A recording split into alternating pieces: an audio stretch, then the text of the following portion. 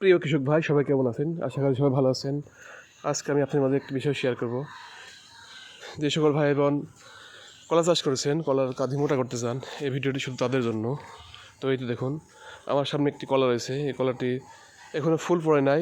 কলার কাঁধিটা অনেক বড়, কিন্তু ফুলগুলো এখনো রয়ে গেছে। অনেকে দেখছেন এই ফুলগুলো ভেঙে দিচ্ছে মোটা হওয়ার জন্য। তো কখনো এই ভুল কাজটা করা যাবে না।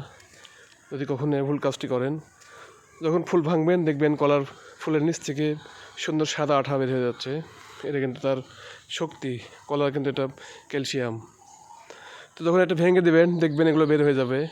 কলা খুব দ্রুত মোটা হওয়ার থেকে চিকন হয়ে যাবে, অর্থাৎ মোটা হতে অনেক দেরি হবে।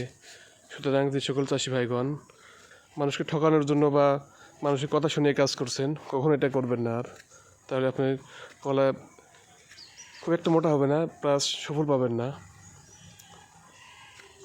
তো সবাই ভালো থাকবেন। আল্লাহ হাফেজ।